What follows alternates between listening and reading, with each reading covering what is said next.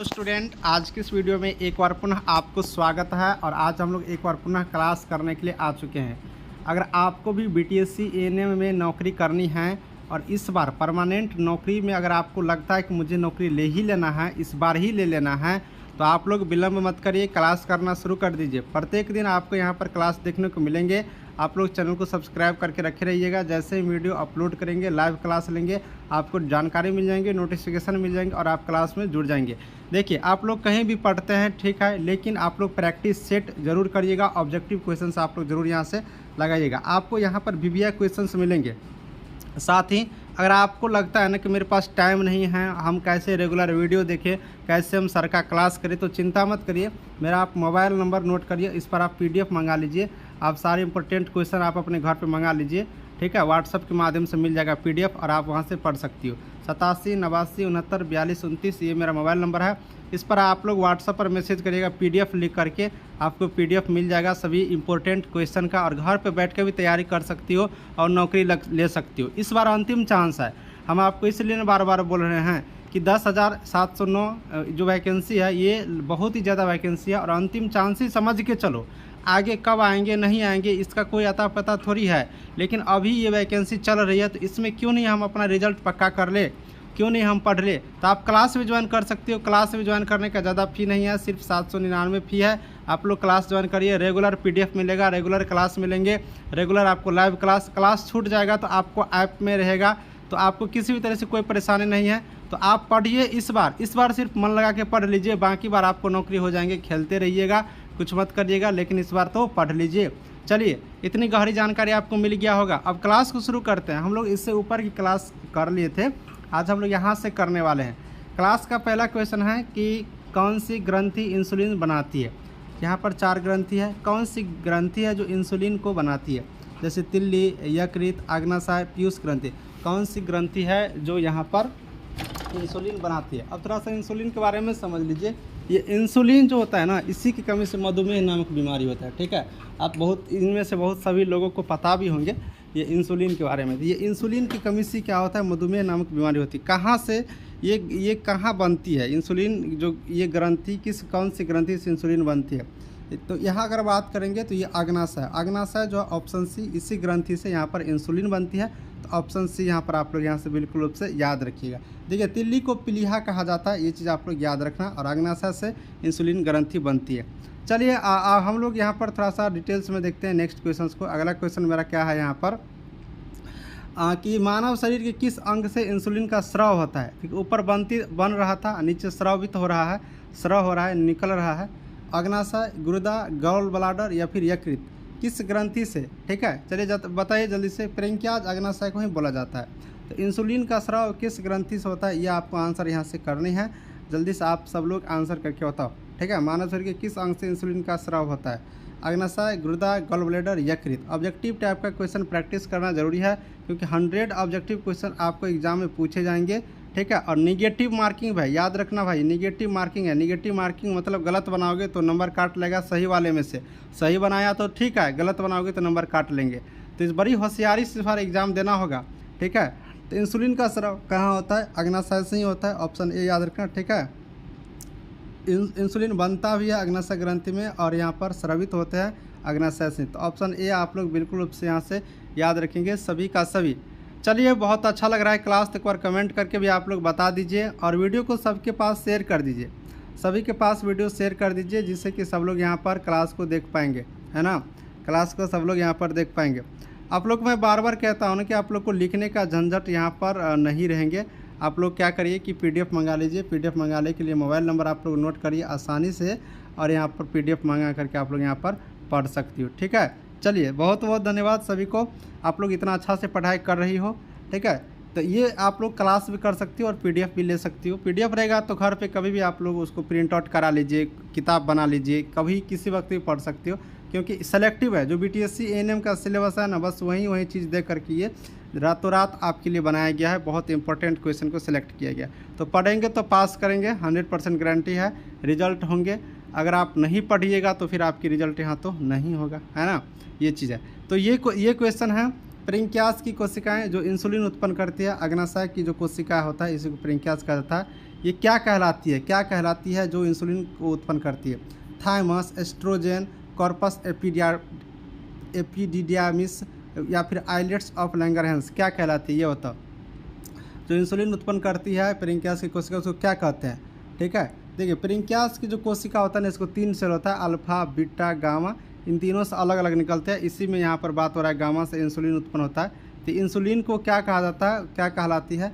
ये क्वेश्चंस आपसे यहाँ से पूछे जा रहे हैं। पेरिंकियास की कोशिका जो इंसुलिन उत्पन्न करते हैं उसको क्या कहते हैं, उसको क्या कहते हैं? ठीक है, ऑप्शन अगर आप लोग बात करें तो islets of Langerhans, islets of Langerhans. देखिए ये आइलेट्स ऑफ लैंगरहैंस है ना, ये एक भाग होता है पेरिंकियास का, पेरिंकियास का ही एक भाग होता है आइलेट्स ऑफ लैंगरहैंस। इन्हीं के 3 पार्ट होते हैं, ठीक है, अल्फा, बीटा, गामा। इसी गामा से इंसुलिन स्रावित होता है। तो ये क्या कहलाती है? आइलेट्स ऑफ लैंगरहैंस, यानी कि ऑप्शन नंबर डी आप लोग यहाँ से सही आंसर को याद करके रखना।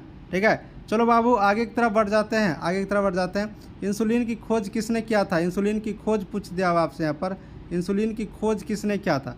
बता दो जल्दी से, इंसुलिन बाबा की खोज किसने किया था? लाइनेक ने, बेटिंग व बेस्ट ने, जेनर ने, वॉक्समैन ने, किसने किया था? हम, तुम, आप, कौन किया था? इन चारों में से कौन किया था? बता दो। कोई ना कोई तो किए होंगे ना, इंसुलिन की खोज कोई ना कोई तो किए होंगे। देखिए इंसुलिन की खोज की बात करेगा तो बेटिंग व बेस्ट ने किया था। ठीक है, बेटिंग व बेस्ट ने किया था।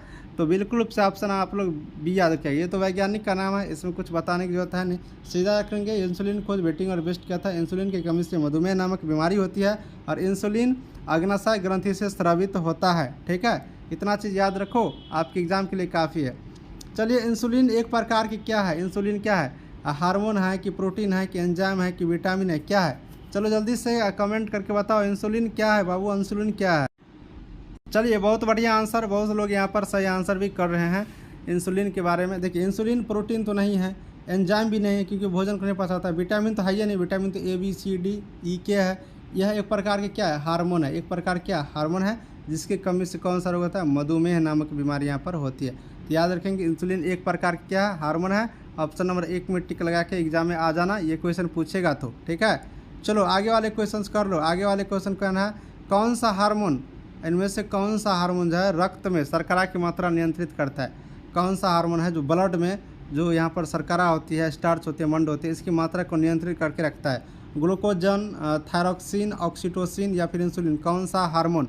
हार्मोन की बात किया तो ऊपर भी हम आपको हार्मोन की बात बताए, जो रक्त में जो शर्करा होती है इसकी मात्रा को कंट्रोल करके एकदम कंट्रोल करके रखे रहते हैं।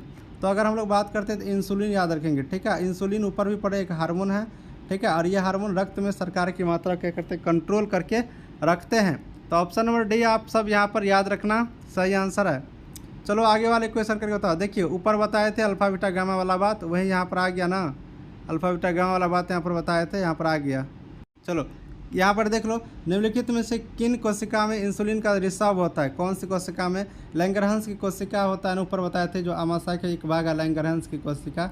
लैंगरहैंस की जो कोशिका होता है, इसका 3 होता है, अल्फा बीटा गामा। इनमें से कह रहा है कि इंसुलिन का रिसाव यानी इंसुलिन किस कोशिका से स्रावित होता है? लेकिन लैंगरहैंस की कोशिका होता है जो अग्नाशय का एक भाग होता है, इन्हीं का ये 3 होता है, अल्फा बीटा गामा। इनमें से इंसुलिन किससे स्रावित होता है? तो इंसुलिन किससे स्रावित होता है? अल्फा बीटा गामा तंत्रिका कोशिका किससे? ये तो नहीं होगा, अल्फा बीटा गामा में से होगा। तो अगर बात करते हैं तो बीटा कोशिका याद रखना, इंसुलिन जो है ना, इंसुलिन ये बीटा कोशिका से निकलती है। ठीक है, बेटिंग एंड बेस्ट इसका खोज क्या था? अभी ऊपर तुरंत बताया है। चलो आगे बता दो, आगे बता दो। यहाँ पर शरीर की किस अंग की खराबी से मधुमेह रोग का स्कोप होता है? अब बताइए, शरीर का किस अंग में अगर खराब हो जाएगा तो मधुमेह नामक रोग हो जाएगा? लीवर, पेरिंकियास, किडनी, हृदय? जल्दी बताओ, अभी तुरंत बताया है। अगर दिमाग लगाओगी तो आंसर मिलेगा, नहीं लगाओगी तो नहीं मिलेगा। मधुमेह रोग किसकी कमी से? तो इंसुलिन की कमी से। इंसुलिन कहाँ से निकलती है? इंसुलिन कहाँ से निकलती है? आंसर लगा लोगी, दिमाग लगाओगी तो। ठीक है, अब बताओ, मधुमेह रोग इंसुलिन से, और इंसुलिन कहाँ से निकलती है? प्रकोप कर रहा है किस अंग की खराबी से? तो देखिए इंसुलिन पेरिंकियास अग्नाशय से निकलती है। अगर अग्नाशय वाला अंग खराब होगा तो क्या होगा?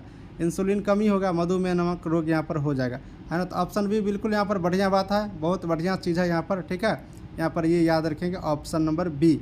ठीक है, याद रखेंगे। देखिए किडनी बहुत बड़ा यहाँ पर अगर बात करते हैं तो उत्सर्जन तंत्र होता है। हृदय रक्त को पंप कराता है। ठीक है, रक्त को पंप कराकर पूरे बॉडी में पहुँचाता है। यकृत तो आप जान ही रहे हैं, जितने भी विषाक्त चीज़ होता है सबको सोख लेते हैं। ठीक है, तो इस सब के बारे में भी आप लोग यहाँ से थोड़ा सा याद रखना। ठीक है, तो मधुमेह रोग कौन से अंग को? तो पेरिंकियास अग्नाशय। ठीक है, चलते हैं आगे की तरफ। अच्छा लग रहा है क्या आप लोगों को? कमेंट करके बताओ थोड़ा एक बार। अच्छा लग रहा है सभी को?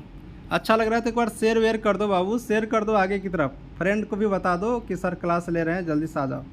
ठीक है, चलो बताओ ये वाला, किस रंग द्रव्य की उपस्थिति के कारण मानव के मल रंग पीला होता है? मानव का जो मल होता है, मल मूत्र जानते हो ना, इसका रंग पीला हो जाता है। किसके कारण? देखते हैं। खाओ कुछ भी लेकिन रंग पीला ही रहेगा सबका। ठीक है, कुछ भी खाओ, साबुन कोई भी लगाओ लेकिन रंग मल मूत्र का पीला ही रहेगा। कौन सा? पेप्सिन, रेनिन, एमिलिप्सिन, यूरोबिलिन, कौन सा? जल्दी से बताओ किसके कारण यहाँ पर रंग पीला हो जाता है मलमूत्र का? कुछ भी खाओ रंग मलमूत्र का रंग पीला ही होगा। किसके? पेप्सिन तो नहीं होगा है ना, ये एंजाइम है, ये पचाने का काम करता है। रेनिन भी प्रोटीन को पचाने का काम करता है। एमिलेस भी नहीं होगा, तो ये होता है यूरोबिलिन। यूरोबिलिन याद रखना, यूरोबिलिन के कारण एक वर्णक है यूरोबिलिन। इस यूरोबिलिन वर्णक के कारण मलमूत्र का रंग क्या होता है? तो पीला होता है। ठीक है, तो ऑप्शन डी यहाँ पर सीधा सीधा याद रखेंगे, यूरोबिलिन। ऑप्शन नंबर डी याद रखेंगे, जिसमें मलमूत्र का। ठीक है, चलिए, बहुत सुंदर, बहुत बढ़िया, बहुत बढ़िया। आप लोग पीडीएफ ले लो। ठीक है, पीडीएफ ले लो, मोबाइल नंबर नोट करो, पीडीएफ ले लो और घर बैठ के आराम से बैठ के पढ़ो। ठीक है, या फिर आप लोग क्लास भी ज्वाइन करना है तो क्लास ज्वाइन कर लो। फी ज़्यादा नहीं है, सारे सब्जेक्ट का क्लास होगा। एक ही बार पेमेंट करना है, सिर्फ 799। और आपको देखिए पैसा का दिक्कत होगा ना क्लास करने के लिए, तो हमें बताइएगा। ये नहीं कि मुझे पैसा नहीं है इसकी वजह से हम क्लास नहीं कर रहे हैं, ऐसा कोई नहीं सोचना। ठीक है, एक आपका भैया है चंदन, मैं आपको हेल्प करूँगा अगर आपको पैसे की दिक्कत है तो। ठीक है, लेकिन पढ़ाई को जारी रखिए, हम ये सब दिन से सपोर्ट करते हैं पढ़ने वाले को। ठीक है, पढ़ाई करोगी तभी आगे बढ़ोगी और पढ़ाई करते रहना चाहिए। अगर पेमेंट की दिक्कत है तो आप मुझसे बात कर लेना व्हाट्सएप पे मैसेज करके। ठीक है, आपको जानकारी यहाँ से मिल जाएगा, बिल्कुल आपको मदद मिल जाएंगी, इसके लिए बेफिक्र रहिए। ठीक है, चलिए आगे वाले क्वेश्चंस क्या होता है ये कर लो। निम्नलिखित में से किस भाग में पाचक एवं शोषण, ठीक है, निम्नलिखित में से किस भाग में पाचक एवं शोषण नलियाँ क्रॉस करती है? अब देखिए, कोई एक ऐसा भाग है जहाँ से पाचक और शोषण दोनों नलियाँ क्रॉस करते हैं। कौन सा भाग है? ग्रसनली, कंठ, ग्रासनली या फिर शोषण। ग्रसनी और ग्रासनली दोनों अलग अलग चीज़ है। ठीक है, जब आप पाचन तंत्र यहाँ पर पढ़िएगा, ये आपका मुंह हो गया। ठीक है, तो यहाँ पर ये आपका मुंह हो गया, तो ये होता है ग्रासनली। ठीक है, ग्रसनली दोनों यहाँ पर होते हैं, तो ये चीज़ यहाँ से याद रखेंगे। तो कह रहा है कि किस भाग में पाचक एवं शोषण, पचने वाला भी और सांस लेने वाला दोनों का क्रॉस करती है। नहीं कहता कि कंठ का जो ये द्वार होता है, मान लो ये मूरी का कंठ है, ये मुँह एक कंठ है, तो इसमें पचने वाला और सांस लेने वाला दोनों यहाँ पर आता है। तो कौन सा अंग है ये आपको बताना है। ठीक है, चलो जल्दी से आंसर करो। चलो बहुत बढ़िया, ग्रसनी, ये ऑप्शन कर रही है, ग्रसनी होता है। ठीक है, यहाँ पर ये आपका मुँह हो गया ना, तो यहाँ ग्रसनी होता है। ये ग्रसनली में सांस भी जाता है और पाचक भी जाता है, पचने वाला भी बात होता है। ठीक है, भोजन भी अंदर जाता है, तो ये चीज़ याद रखेंगे, ग्रसनी। ऑप्शन नंबर ए आपका यहाँ पर बिल्कुल रूप से बढ़िया आंसर है, सही आंसर है। चलो, आहार नाल में स्टार्च का पाचन अंतिम उत्पाद क्या होता है? आहार नाल में जब भोजन पच जाता है तो उसका अंतिम उत्पाद क्या है? आहार नाल, एलिमेंट्री कैनाल, जो कि 32 फीट होता है ना, याद रखना, लगभग 32 फीट। ठीक है, इसमें भोजन जब पच जाता है तो अंतिम रूप में क्या बनता है? ग्लूकोज, गैलेक्टोज, माल्टोज या फिर आइसोमाल्टोज, क्या बनते हैं? देखिए, जब आहार नाल में भोजन स्टार्च के पाचन हो जाता है तो लास्ट में स्टार्च क्या बनता है? ग्लूकोज बन जाता है। ऑप्शन यह याद रखेंगे, ग्लूकोज बन जाते हैं। ठीक है, ऑप्शन ए हम लोग यहाँ से याद रखेंगे। अगला है, जैव तंत्र में संख्या की दृष्टि से सर्वाधिक बहुतायत में कौन से तत्व पाया जाता है? जैव दृष्टि में, जैव दृष्टि की बात किया तो क्या होगा? Hydrogen, oxygen, carbon, nitrogen. देखिए, जैव तंत्र की बात कर रहा है, जैव तंत्र मतलब जो जीव होता है इन सबों में, तो इसके लिए ऑक्सीजन याद रखना। ठीक है, ऑक्सीजन याद रखेंगे, ऑप्शन नंबर बी इनका आंसर सही है। ठीक है, ऑप्शन नंबर बी इनका आंसर सही है। प्यारे साथियों, प्यारे सिस्टर, हम इतना ही क्लास आज करा पाएंगे, टाइम की थोड़ा सा दिक्कत है। नेक्स्ट क्लास हम अगले दिन कराएंगे, इसलिए मैं आपको कहता हूँ आपके पास पीडीएफ रहेगा तो आप ज़्यादा से ज़्यादा क्वेश्चंस एक दिन में घर पे कर पाओगी। या फिर आप क्लास लोगी तो रेगुलर पीडीएफ मिल जाएगा, रेगुलर आपको वीडियो मिल जाएगा, पीडीएफ मिल जाएगा सभी सब्जेक्ट का to the point BTSC ANM के लिए, और घर बैठे आसानी से पढ़ सकती हो, तो कोई दिक्कत नहीं होगा। लिंक डिस्क्रिप्शन भी हम डाल देते हैं ऐप डाउनलोड करने का, वहाँ से भी होगा। और व्हाट्सएप पर मैसेज करिएगा क्लास या पीडीएफ लिख के। कॉल करने पे हो सकता है कि बात नहीं कर पाएँ, बिजी रहते हैं ना, सारे लोग फ़ोन करेंगे तो कैसे सबका फ़ोन उठा पाएंगे, संभव नहीं है। तो इसीलिए बाकी डिटेल्स जानकारी आपको नेक्स्ट क्लास में और भी पढ़ाएंगे।